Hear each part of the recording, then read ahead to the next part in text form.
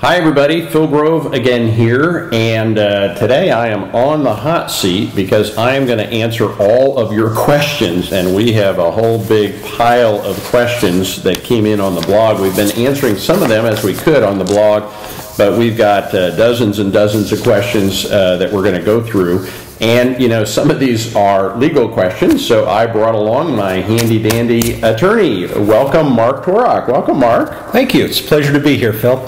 But before I get started, I also wanted to say there's a little button somewhere below this video here called the early bird button.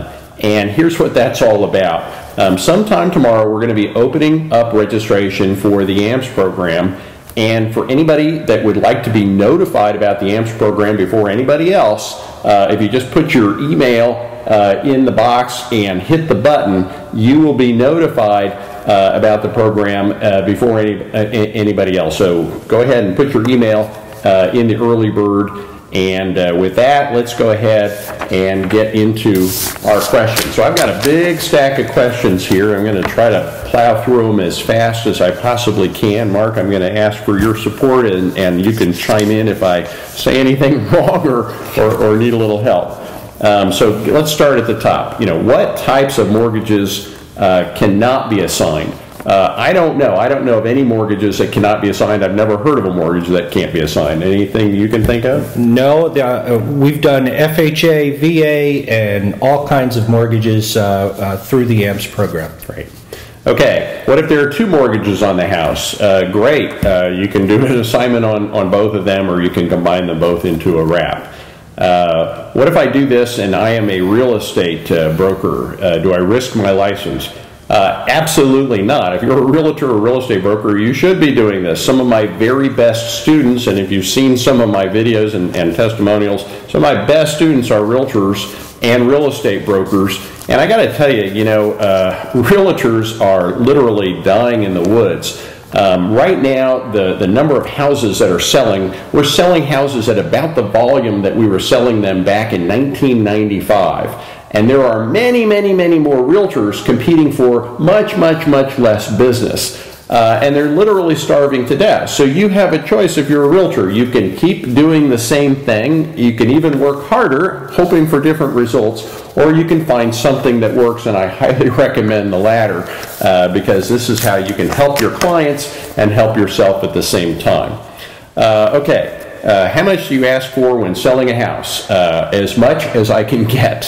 What about the due on sales clause? Well, what about the due on sales clause? That's a good legal question. Mark, what about the due on sales clause? Well, the first thing that everyone has to remember is that a due on sale clause, which is in most mortgages these days, is optional for the lender to decide to accelerate the loan. These days, we haven't seen many accelerations. In fact, I would estimate it's probably 1 in every 1,000 transactions, maybe even 1 in every 2 or 3 or 4,000 transactions. So, Mark, is there a due on sale jail? No, there's no due on sale jail. Right. Despite what you might hear somewhere else, it is not illegal or in any way immoral or unethical to trigger the due on sale clause. It's merely a contractual provision that the lender has the option. Sure, and lenders are going to do generally what's in their best option, which is to continue to collect the payment, and that's what I've always seen happen. Absolutely. In fact, they're actually in a better position after AMPS than they were in before AMPS. Yeah. So most lenders realize that and don't exercise their rights to accelerate the loan. Okay. Who approves the buyer? Who decides if the buyer is qualified? Well, if I'm wrapping a loan, then I am the seller, and I would approve the buyer. If I'm just assigning the loan, then I would have the seller approve the buyer. What I would always recommend, though, is you should never qualify or vouch for the quality of a buyer on behalf of a seller. Let them decide if they want the buyer or not. And my experience is if the buyer can make the payment and come up with the money to close the deal, they always want the buyer. In my state, there's a transfer tax. Who pays the transfer tax? Well, Mark, who pays the transfer tax? In most states, it's negotiable as to who has to pay the transfer tax. In some states, it is specified by law as to who has to pay the transfer tax. There are ways to have either party pay the transfer tax. It's negotiable between the parties, and there are ways to do the closing where one party or the other party or both parties pay the transfer tax. Yeah, and frankly, that is just, in my mind, another one of the closing costs, and most of the time all of the closing costs come from the buyer, because most of the time the buyer is the one who's bringing all or most of the money to the table. Exactly. Why would a buyer want to buy a house that is underwater by more than 10%? Well, it's normal when somebody buys a house with owner financing for them to pay a premium. 10% is not a big premium. We've seen deals that are 20 or even 30% underwater, and the buyers still take the deal because they're buying the house based on terms more than based on price. Now, how much underwater and what terms a buyer will accept? Well, it's really up to the buyer. How do you show the house to potential buyers? It's up to you. You have an equitable interest in the house. You can show it to them yourself. If you're working with a realtor or a partner, you can have your realtor or partner show the buyers the house. Can you show houses if you're not a broker? Absolutely. If you have the house under contract, you have an equitable interest in the house. You're offering to sell your equitable interest, so you can show it to anybody you want that's interested in potentially buying it. I'm a realtor. Does my broker have to be involved? Well, if you're a realtor and you're doing these transactions as a realtor, then I would certainly let your broker know what you're doing. And like I said before, some of my very best students are realtors. How do you approach sellers working with realtors? Boy, that's a tough question. I am not a realtor, so generally if I find somebody that needs to sell their home and they're working with a realtor, most of the time they've been trying to list it for a long time, it hasn't worked, and most of the time I go directly to the seller and I say, look, if you'd like to work with me, fire your realtor and I'll help you get this problem solved in a very short amount of time. Now, I can say that because I'm not a realtor. My other option is I could go and have a conversation with their realtor and I could explain the whole mortgage payment assignment process and wrap assignment process. And my experience is some realtors get it and some realtors don't. And frankly, I don't really want to spend all my time trying to explain to people that don't get it how this stuff works. So that's why I'm less likely to really want to try to educate all the realtors in the world. But that's your other option. Do you contact the realtor first? That's probably like the last question. It's up to you. If you're not a realtor, then I would suggest you contact the seller first, but it's up to you. How do you split the money if a realtor is involved? Well, when I have a realtor involved in a deal, what I like to tell the realtor is I will make sure you get either a 3% commission, which is a standard commission, that's half of the 6% commission, or half of the net profit, whichever is less. In other words, if there's not enough money in the deal to pay a 3% commission, then you don't get your 3% commission, but you get half the profit in the deal. That's what realtors like to hear. They like to hear that they're getting their commission. For most of them, they're working on deals that would probably otherwise never close. So this is kind of like found money to them. And most of them will gladly and thankfully go along with that. Now, I will also mention that more advanced investors will make more money per deal than rookie investors, and the way they do that is they will be tougher negotiators, and frankly they will realize that the realtors are getting found money out of these deals and they'll probably offer them less. But that being said, pigs get fat, hogs get slaughtered. Go out there and get your deals done, and as you get better at it, then figure out ways to make more money. Does the monthly payment pay for taxes and insurance also? Yes, I recommend that you structure it so that it does. What if the seller has equity? Great. What you can do is you can wrap the seller's home on behalf of the buyer so that the seller gets some of their equity in the form of payments. Now, what the seller's probably going to prefer is they'd love to get a big lump sum at the close. And kind of what I say in the nicest way possible is, people in hell want iced tea. They don't always get it. Sellers want lots of money at close. They don't always get it. But what you can do is you can sell the house quickly for a premium price, and you can capture your equity. You're just going to have to get the equity probably in the form of monthly payments. What are the benefits of a AMPS wrap versus a straight mortgage payment assignment? If you use the wrap steps, it's more lucrative. You're going to get some monthly cash flow.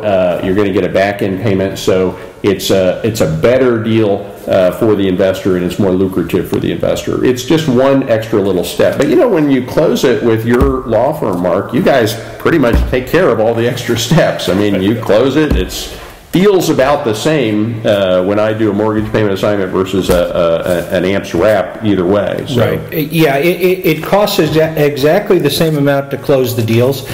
Since we also offer loan servicing on deals that we close, basically the only detriment to the investor is that they have to cash a check every month when we send it to them. Yeah, so I mean, you're collecting the payments. All I'm getting is the spread, the right. Payment between the two payments each month from the loan processing company, which is also your company. So what if the seller goes bankrupt after the sale?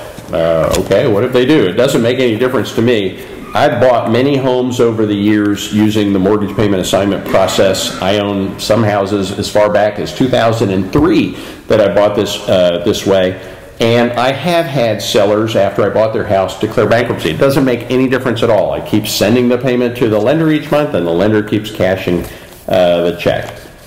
I live in a judicial state where foreclosure can take 6 to 12 months. How can the seller get the house back other than foreclosure? Well, I've actually never had to foreclose on somebody. When I am in a situation where a buyer defaults and I want to or need to foreclose, I simply go to the buyer and I say, did you know that foreclosure is the atomic bomb of credit scars? It's a 10-year nightmare, yada, yada, yada. And then I basically say, but if you deed the house back to me and leave it broom swept clean in the next 2 weeks, then I'm not going to foreclose on you. And that's always worked for me. Do you have any other thoughts on that, Mark? Yeah, and if that doesn't work as you're trying that, you can also do cash for keys. There is going to be some number that you are willing to pay and they are willing to accept for them to move out of the house. It can be as little as $100, or possibly I have seen it be as much as $1,000. But in those states where it's going to be tied up for 6 to 12 months, you may want to be a little bit on the higher side towards the $1,000, but we have never had to actually foreclose on a property when we were able to offer cash for keys. Okay. Does the bank have to agree to the deal? No, the bank does not have to agree to the deal in a mortgage payment assignment, although we do actually give them the opportunity. Why don't you explain that a little bit, Mark? Sure. If you are concerned about the due on sale clause, we've developed a letter. We call it the really, really, really good lender letter, where we tell the bank that before we actually close on the transaction that we're going to take over the property with their financing remaining in place. We tell them a little bit about the buyer, that we've put aside some money to handle the escrow payments, and we attach a check for the arrears. And then we ask the lender to please let us know within 15 days that they're going to exercise their rights under the due on sale clause. And oh, by the way, if you're going to exercise your rights under the due on sale clause, please send the check back. And they never send the check back. Their loan is going from a non-performing asset to a performing asset, so the banks routinely cash the checks and let the transaction go through. So Mark, your standard process is go ahead, put the bank on notice, let them know that it's been purchased subject to the existing finance. They send the check, they get the check. Have you ever had a bank send the check back? I actually haven't had the bank ever send a check back. Out of probably 1,000 to 1,500 transactions that we've handled, nor do I know of anyone else who has ever had the check sent back with any of my attorney friends that are doing these transactions. Alrighty. How do you protect yourself from getting cut out of the deal? Well, you have the property under contract. There are things you can do if you want to. You can record your contract, and you're essentially clouding the title. They can't sell the house to somebody else as long as you have it under contract. Does the seller get any money at closing? Most of the time, the seller does not get any money at all out of closing. Sometimes the seller will ask for money, even if they have no equity. That's kind of like I said before, hey, people in hell want iced tea. But my experience is that an experienced investor will never give the seller any money at closing, and in fact, an experienced investor will get the seller to bring money to the table at closing, at least enough to pay the closing costs. So the argument's going to be, you don't have to bring $20,000 to the table, but if you could just bring $1,500 to the table, we can get this deal done. A rookie investor, on the other hand, might throw a little money into the seller's pocket to get the deal done. And sometimes we have a seller that, they need $500 or $1,000 literally to get moved out or into an apartment or something. And again, pigs get fat, hogs get slaughtered. Get the deal done if that means giving the seller a little money. Can you use this to purchase a house you live in yourself? Heck yeah, absolutely. And that is a great idea. If you're living and want to buy yourself a new house, a lot of times right now, if you even can qualify for a mortgage, and a lot of people can't, but even if you can qualify for a mortgage, you're going to have to come up with a great big down payment. And a lot of people don't want to have to put a big down payment down. So a great way to buy your own home is through a mortgage payment assignment program, especially like a high-end home. If you want to buy yourself $1 million home, you'd have to bring maybe $200,000 or $250,000 down. You may not want to tie $250,000 up in a down payment, so just tell the seller, hey, I'll take over the payments on your loan, and high-end homes are hard to sell. I got news for you. Most of them would be pretty happy to take that deal. Who pays the closing costs? Normally it's paid by the buyer, but it could be anybody. And if you're a little more experienced, you can probably get the seller to chip in as well. What if the sellers have an active listing? Hey, you can go, if you're not a realtor, directly to the seller and work with them. We talked about that before. Or you can go to their realtor and explain the program to the realtor. And most of the time, a lot of the time, what we find is the houses have been sitting on the market for a long time. In fact, that's another way you can find these deals. And sometimes, the houses are overpriced. Most of the time they're overpriced. And the reason they're overpriced is they were priced to loan rather than priced to market.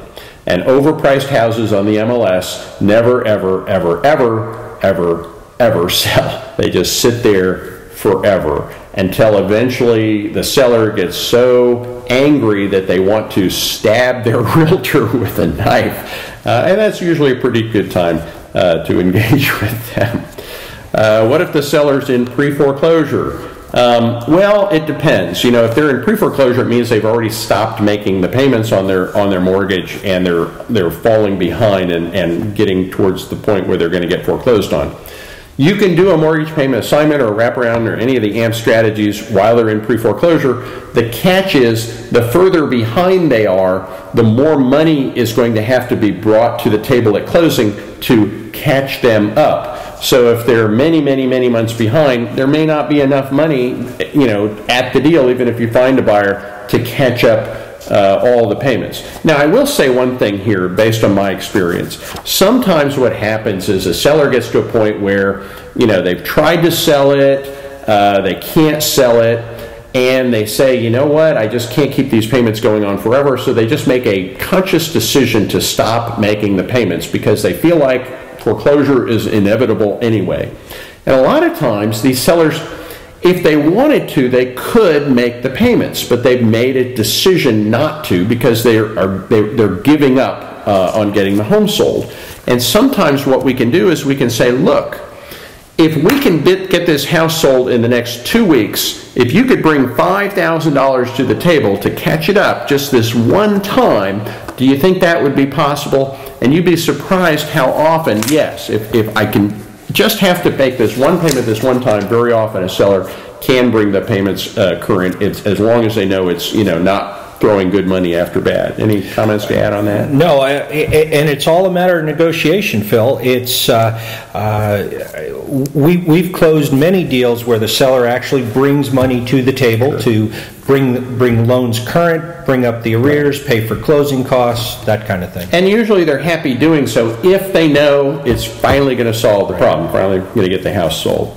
Okay, what happens if the seller gets the house back? Well, it depends. If you're wrapping the property and you get the house back, frankly, it's probably, I hate to say it because I don't like when a buyer defaults on a loan, But frankly, it's probably a more lucrative deal for you because, as we showed you, finding buyers is much easier than finding sellers. So if you get a house back, you actually get to find another buyer and put them in the house and get that down payment or assignment fee all over again. And at the end of the day, you're going to end up with more money in your pocket. Now, if it's just a strict assignment, what's probably going to happen is that seller who tried to sell the house before and you solved the problem the first time, they're probably going to call you back, and it's a good idea to stay in touch with them.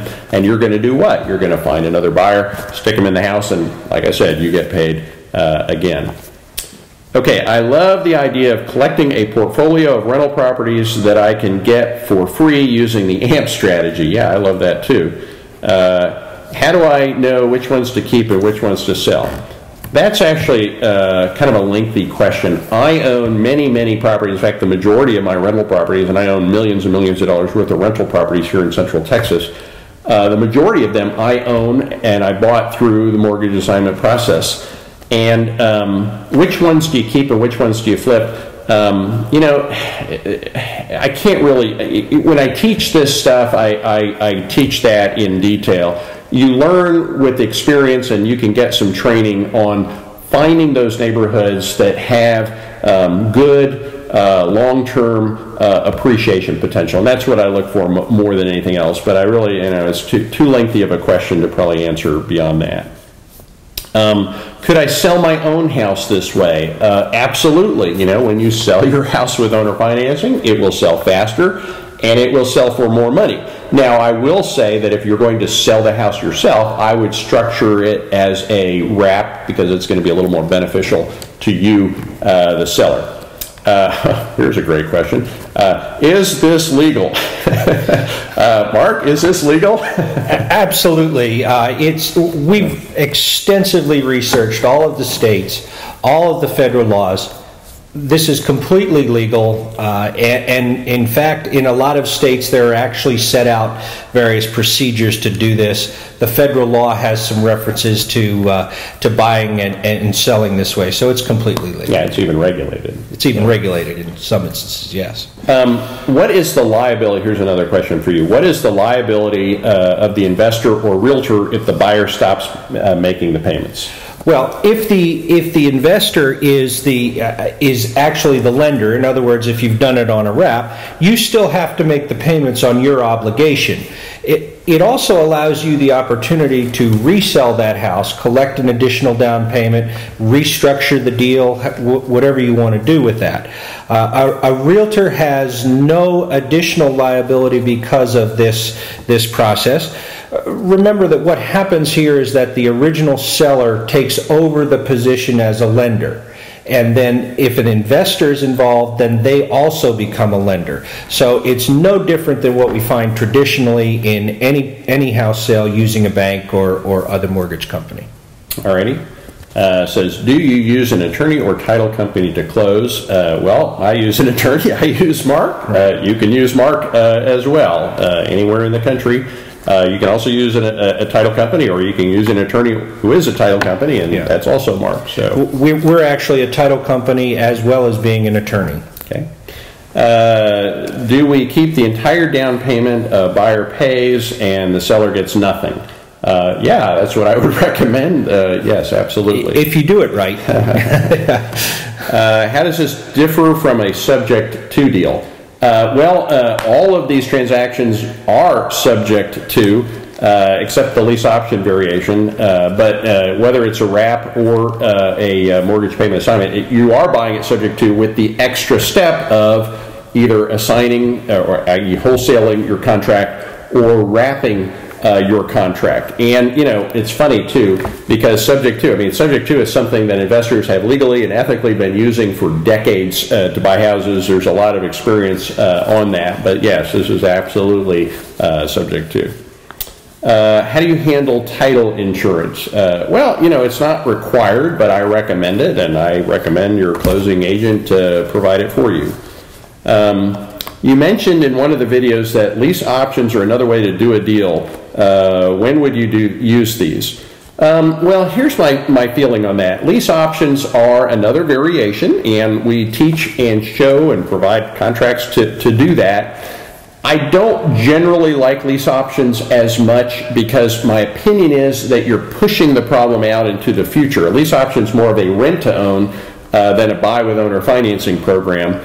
And there's no guarantee in the future that the buyer will be able to get a loan and actually execute their options. And there's a high failure rate with lease options. That being said, sometimes you find a seller that's just not comfortable keeping their name on the loan, but they might be comfortable basically selling their house on a rent-to-own plan. And in those situations, you can offer them the lease option and get those deals done as well.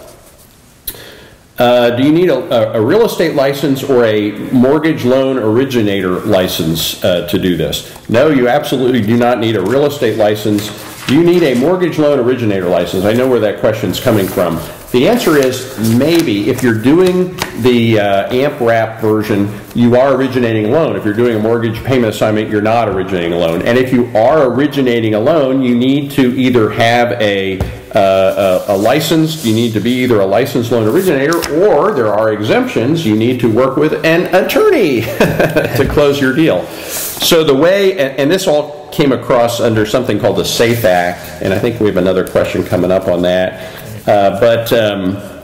You know, the way you stay compliant with the law is simply have an attorney close your deals for you. Right. We've extensively researched the SAFE Act. Every state has its own variation of the SAFE Act, and we've established an ironclad process to protect the investor with respect to the SAFE Act. And in closing, we have disclosures and people sign off on SAFE Act provisions. There you go. Okay, does the seller or buyer know you're making money? Yeah, they both know we're making money. You know, we disclose that we're doing this for profit. We're not doing it out of the goodness of our hearts. And, you know, they're happy to do that because the seller wants to sell their home and the buyer wants to buy a home, and they understand that they're going to pay some money, especially the buyer, to make that happen. They don't necessarily have to know how much you're making, but everybody realizes that you are in this for a profit. Right. How do you handle the hazard insurance? Well, I recommend that the buyer get their own hazard insurance policy. It's actually not required, but that's the safer and I think better way to do it is have the buyer get their own hazard insurance policy when they buy the property. Any comments on that? Yeah, I also recommend that they get that the homeowner get their own policy, or that the buyer get their own homeowner's policy. It provides them with extensive coverage, liability coverage, contents coverage, etc., that may not transfer in an AMPS program. Yeah, I mean, and it's normal when a buyer buys a house for them to get new hazard insurance, so it's a normal thing that a buyer would expect to do. Do you disclose the sale to the lender? Yeah, we talked about that. Yes, we do. And it's up to the lender to decide if they want to send the money back or not. How do I know this will work in my state? You know, Mark, you want to comment on that? How do they know this will work in North Dakota? Sure. Well, we know that it will work in North Dakota because we've researched extensively the laws in North Dakota, as we have in all 50 states, and we have developed contracts specifically to address any issues that might come up in a particular state. Yeah, there's 50 different contracts to do these AMPS deals, correct? Exactly. Depending on what state you're yes. in, and this is just unprecedented. I mean, I give you major kudos for doing all of the research, which I know is very painstaking, to put together this huge legal network and this huge legal infrastructure to allow people to do this safely and ethically and of course legally, and thank you so much for making this all possible for us. I appreciate that. Thanks. Sure. Do you use a land trust? I do not use or teach land trust, don't recommend land trust. Do you have any comments on land trusts? I don't either. There are 9 states that allow property to be held in land trusts. The first question whenever anybody asks me if we'll do a land trust is, why do you want to do the land trust? And there may be some reasons to do it. However, if you're doing it for the normal reasons that I get, such as we want to avoid triggering the due on sale clause. I absolutely dissuade you from doing that with a land trust. Number one, under the law, it does still trigger the due on sale clause. And number two, you don't ever want to be thought or accused of hiding something from the bank. And that's why some people that teach how to do similar transactions teach the use of trust. And trust disguises ownership of properties. But I don't ever want to be in front of a jury of 12 people that couldn't get out of jury duty and have to explain that I did something that involves concealment. I mean, you just don't want to do something that sounds or appears to be shady or under the table. So that's why I don't recommend them. And I know several states don't even recognize land trusts. Exactly. So, do sellers expect any money out of the deal? Well, sometimes they do and sometimes they don't. I think we talked about that earlier. They might like to have money, but you're probably not going to give them any, and most people don't. In fact, I'm trying to think if I've ever given a seller money. I have given sellers money on a few occasions, just to give them like $500 or $1,000 just to kind of help them into their next apartment or whatever, but not normal. How do you calculate your assignment fee? There's a good question. Well, I ask somebody how much money they have, and then I say, I'll add about 30% to that because I know they always have more than they say, and that's how much I'll ask for. So the answer is as much as you can get. Right. I understand that Congress passed and the President signed a law making owner financing illegal. This is like a urban legend. Here we go. I think it's called the SAFE Act. Does this make AMPS illegal? Well, we talked about the SAFE Act. No, the SAFE Act does not make owner financing illegal. What the SAFE Act does is it regulates owner financing. This is another example. I mean, they're actually regulating these transactions. You can't regulate something that's illegal.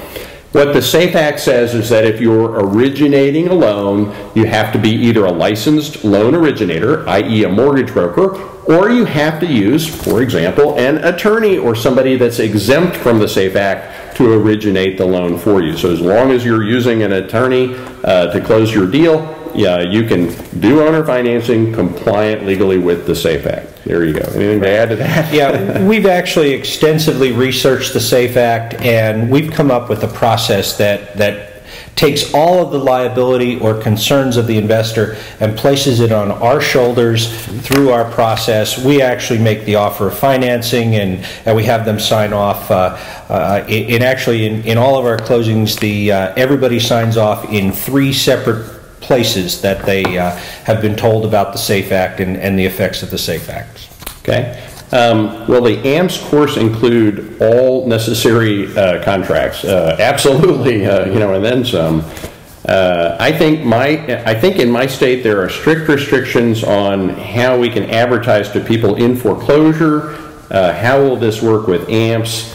I think what they're talking about, there are restrictions in states, and actually now there are restrictions nationally. The FTC actually put out a guideline called the MARS regulations, and I don't remember what MARS stands for. Do you? Mortgage Assistance Relief Service. There you go. We've actually researched that one too. So. Well, what the MARS Act does, and gosh, this is a little lengthy, but it regulates how you can advertise services to people facing foreclosure. And what this came out of is a lot of companies were offering basically loan modification services. And what they would do is they'd say, hey, pay us $3,500 and we will negotiate with your lender to get your loan modified.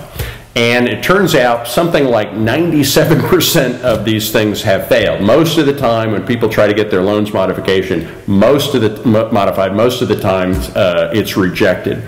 And so most of these people pay all that money for that service and they get nothing at the end of the day. And what a lot of the loan modification companies did at that point is they said, well, this doesn't work anyway, so they just started collecting the money and not even negotiating because the result was the same either way.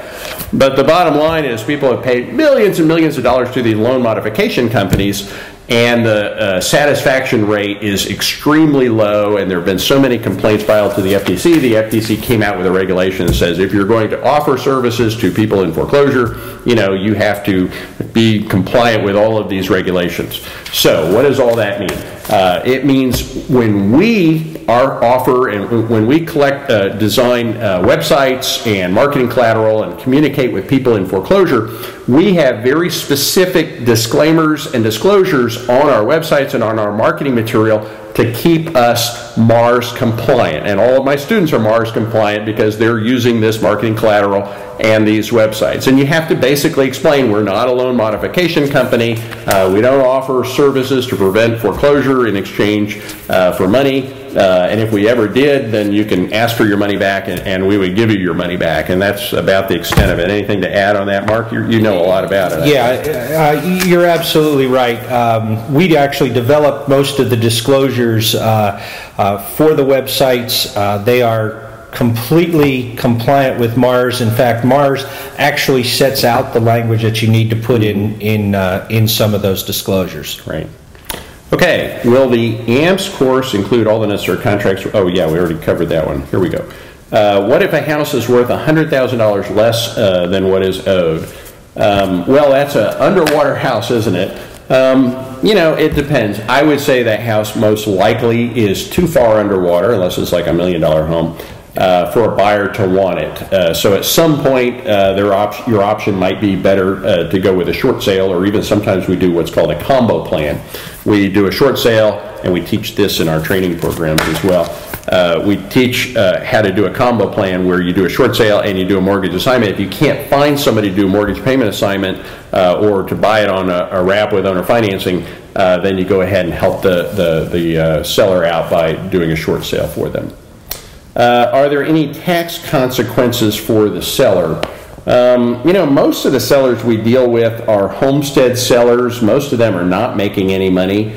Even if they did make money and they've lived in the house for more than 2 years, any money they might have made would probably be tax exempt. So I can't think of any tax consequences for the seller. Can you think of any others that I missed? It would be a very unusual situation. I'm not aware of any tax consequences for a seller.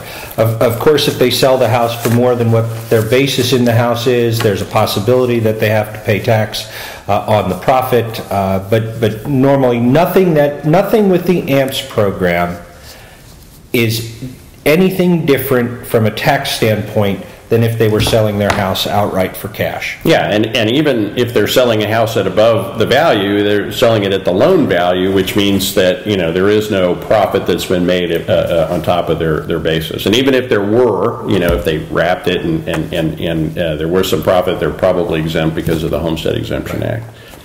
What if the seller lives out of state? No problem. We can close these deals through the mail. Yeah, we do it electronically. We do it with FedEx. We do it with snail mail. We actually have attorneys in just about every big city. We have over 200 out there. So the fact that the seller's out of state isn't a problem. And the last question is, what if the buyer defaults in a AMPS wrap deal? Well, I hate to say it, but great, you know, I find another buyer and I get paid again. So, boy, that was a lot of questions. That was, yeah. Alrighty, well, I think that handled just about every question that I can think of. We went through a lot of questions today. If you have any other questions, then feel free to ask them in the blog. We appreciate all your feedback and comment and your questions, and I will continue to read and respond to questions in the blog. And I'll also see you tomorrow on the next video, and in the meantime, enjoy some of the success stories from some of my students that we'll play right now. Thanks. My name is Will Ding. I'm from Queens, New York. And my name is Roman Groisman from Manhattan, New York City. This was an awesome weekend. Well, it was more than a weekend, because it was 4 days, which is more than what most of the programs would offer. And unlike a lot of them where you have a lot of information jam-packed, and then you have a random sell-a-thon for half of it, and then they cap it off with a little bit of information before you send you home. It was actually information-packed from the beginning right through the very end. I don't know how they did it, but I'm very happy that they did. Will and I have been investing in real estate full-time since July. We quit our jobs. We've been doing this full-time. We've been doing a ton of education. We've done tons of mentoring programs. We've traveled all over the country, we've built up our networks, and yet we never had that one little niche and that impetus and that grounded business model where the opportunity is everywhere around us. It's not like we need $1 million proof of funds. It's not like we need to go and explore 500 houses to find a deal. It's a niche that is the actual platter. It's not just the appetizer. And we really now have our plates full of energy, enthusiasm, and ambition and opportunity for us to proceed to explore. And I couldn't be more thankful for Phil and the whole family and everything that you guys have done. So thank you so much. Hi, my name is David Fair. I'm from McAllen, Texas. I've been doing real estate since 2002, and I've found Phil Grove's new MAPS program is a great alternative to the current real estate market. It's a great tool for your toolbox, and it's going to provide much value to current economy and the current trends. Currently, we've done 3 MAPS deals. We've taken some short sales that were taking too long to process. It didn't look like they were going anywhere, and now we're turning into monetizing those deals into a profit for our company. And we're providing alternatives for our large owner finance market that we have in our area. The customers have been very receptive to the MAPS program, the alternatives they have now versus facing a foreclosure or short sale. Now they see hope. They're getting the stress, removing the stress from them, and they're getting, as we like to say, the monkey off their back. They're grateful now that they have alternatives versus foreclosure or short sales. We look forward to helping more and more people. We're excited about rolling out more MAPS programs for our territory and our area, and the customers are very, very happy with it. I was a realtor in 1961. I'm 78 years old, and I've observed real estate these years, even when I was out of real estate. If a person catches the curve whenever it's supposed to be, they can make money in it. If they follow what's always been done, they're going to lose money. Hey, this is Dave Ladina. I'm from Chicago, Illinois, and I just wanted to say thanks to Phil and Shanoa for putting on a great event for the MAPS training. I'm a wholesaler and rehabber, but this was a strategy that I really wanted to take advantage of because it's really a now strategy, and they did just a great job of explaining it, breaking it down to its essence, and really there's no reason why somebody couldn't take this information and just go out there and really kill it in their marketplace. I know I am. I really look forward to the next event. And again, Phil and Shanoa, thank you very much for everything. Your staff has been great too. Hi, my name is Michelle Ellis. I'm here in Austin, Texas, and this is my second MAPS conference to attend. I attended the one in January, and now I'm here in March. It's awesome, even better than the first one 2 months ago, and I can't believe how much new information I've gotten. Phil thinks the way I do. I'm a left-brainer. I need every single detail before I feel confident that I can go out and do something, and he doesn't leave a stone unturned. He covers everything in intensive detail, so it's excellent. I'm Chuck Tosi. I live in Colorado Springs, Colorado, and I've been using REI Matcher for the last 30-45 days. And I found it's an excellent way to do a number of things. I'm excited to make money with it, but what I've experienced so far is a way to connect with other investors in our area. The Springs, Colorado Springs is a fairly new area, but I've been able to connect up with, there's only 4 investors at that time now on the directory, but I've connected up with all of those. We're putting together some groups and meeting next week actually to get together.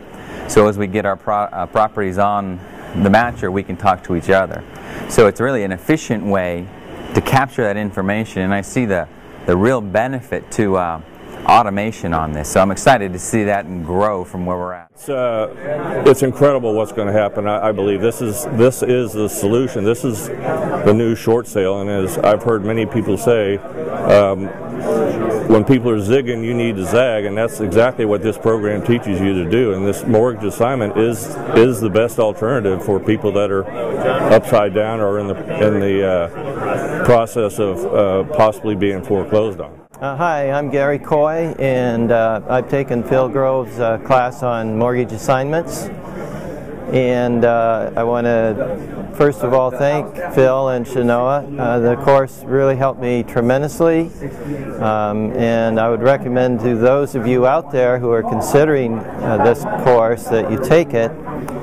Yeah, my name is Chuck Lidka. I'm from Seattle, Washington, and this is my first event with Phil Grove out here in Austin, and having a great time. This has been very advantageous for me as far as being able to get right down to the meat, and just a ton of content, no upsells. It's just been I've really appreciated it so far. Hi, I'm Kevin Cruz, Crystal Lake, Illinois, here at the Phil Grove's MAPS event. Just wanted to say what a wonderful event it is. Head and shoulders above all the other events that I've ever attended. He goes well over whatever he promises. He gives way beyond that. It doesn't compare. It's so far advanced compared to the other trainings that I've attended that you'll be astounded. I'm Kathy Hearn, and I'm from St. Louis, Missouri, and this has been a wonderful event. It's been tons of information, but it's been practical. It's been something you can sink your teeth into, and then on top of it, they've added some bonuses of motivating, of encouraging us, of helping us to set goals and plans. It's just been so phenomenal. My name is Bob Yon. I'm from Charlotte, North Carolina. Having a great time here at the boot camp. One of the things we learned about yesterday was the new investor network part of the REI Matcher site, and I put that to full advantage last night.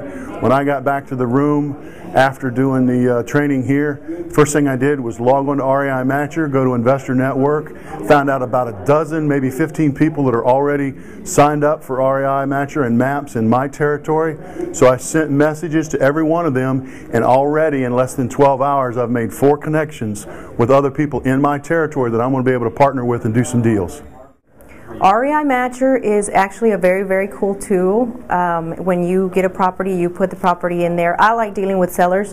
I do show some properties that sometimes, depending on the case, but I do like REI Matcher because you load your property on there, and the people who are working with buyers will bring you a buyer. So it's easy, and sometimes you can get 10 to 30 matches. Like yesterday, I put one in there and I got 30 matches. So hopefully one of those will come by the house.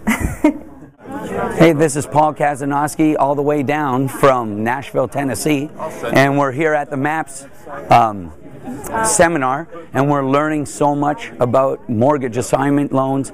We currently do rehabs and wholesaling and short sales. We're adding this into our repertoire of systems and strategies, and we're excited about it. We're going to hit the ball out of the park with this thing. One of the best seminars that I've ever attended. We've attended many of them. Let me tell you something, this is mind-boggling, and it's changed my life and the way I see things, my mindset, and everything else that goes in real estate. And we're excited to start this MAPS program. It's unbelievable. You have to see it for yourself to believe it.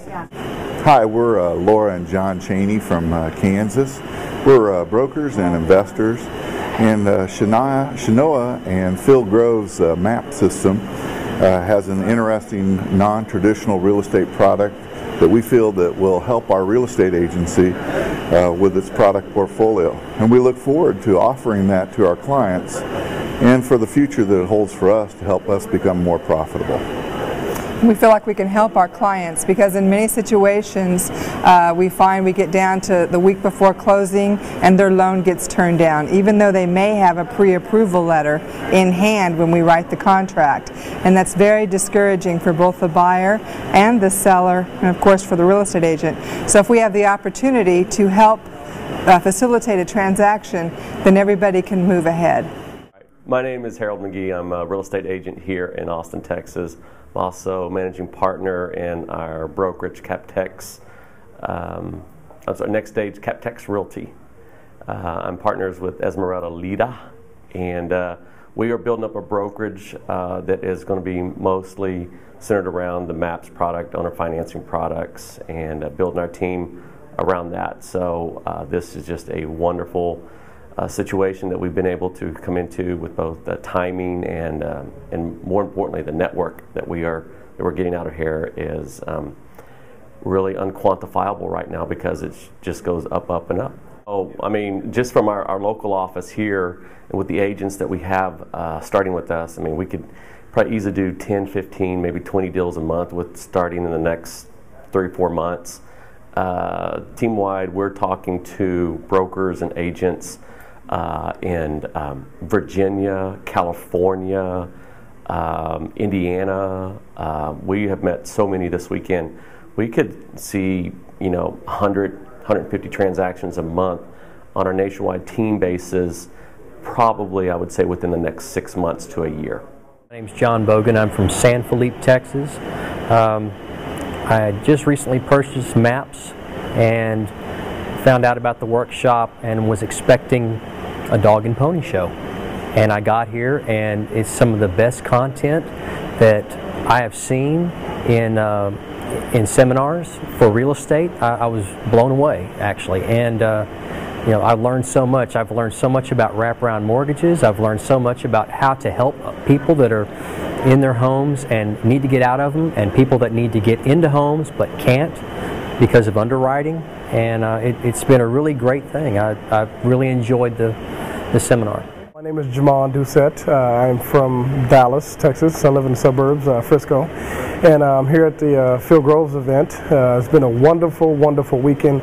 It's exceeded all expectations that I had in coming here in many different ways. They talk a lot about the wow factor, and they definitely have wowed us. I mean, so many surprises, it feels completely different than anything else I've been a part of from a standpoint of a seminar or a learning process regarding real estate. And so I'm very appreciative for that. And I want to thank, Phil and Shanoa and everyone else, JT, who's been involved with that. Oh my God, everyone that has this system is extremely lucky to have it, because you have the checklist, you have the forms, you have everything, what to put on the postcards, what to put on the flyers, and what to put on the signs. Phil's a great teacher, really brings it home, simplifies it. I think it's going to work. I really believe in it. Yeah, there's tremendous market for it. It's all a matter of how it's presented to somebody. If you present it well, it's going to be a success. Since I went to the Revolution training several months ago, I've got 4 contracts or 4 properties that I've purchased since then. One of them, actually 2 of them, is kind of a sub-2 and a house swap kind of a deal. I bought a house sub-2, moved that family into another house that I bought for them as an REO, making great money off of that deal. The sub-2 I bought is a rehab. That's going to be very good for me, I think. I also bought a house out of town. Was a partnership deal. I partnered with the president of the local real estate club in that area. I put up a little bit of cash to buy it.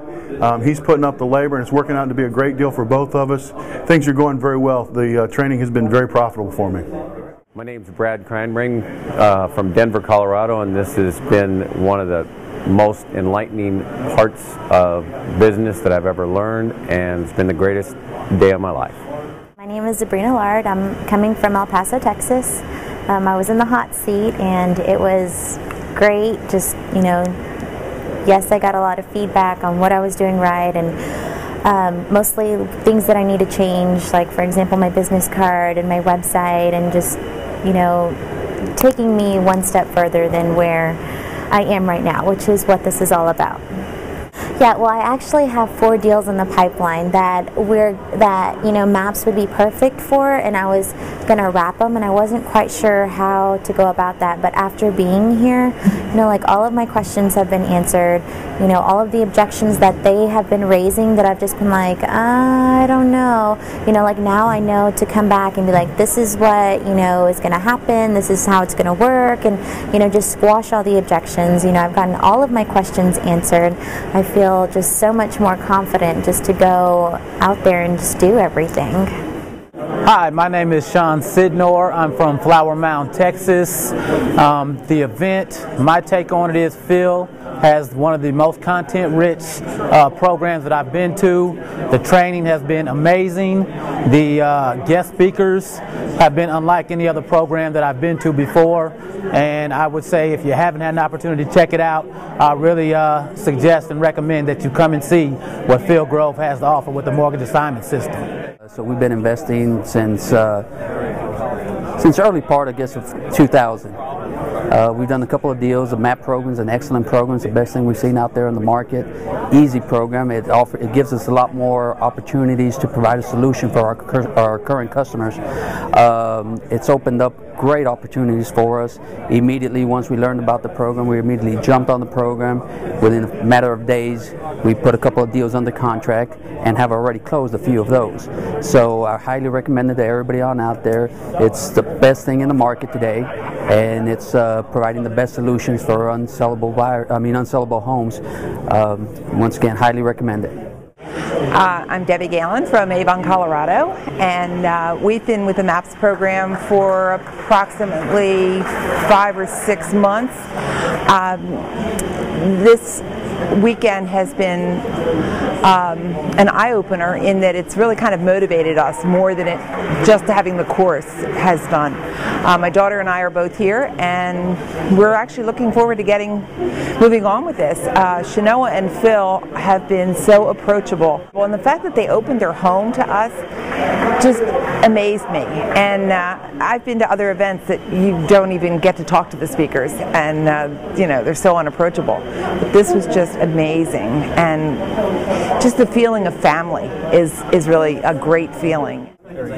We just finished 4 days of incredible workshop on mortgage assignment and all kinds of wonderful strategies on marketing and everything. And I just wanted to talk to Phil here for just a minute to see what kinds of things do you think that I'm going to be able to do with this when I get back. I know the ideas that I've got, but I'd love to hear from you. Well, Bob, what I love about you is you're an action taker. You know, you started with the Revolution training how long ago?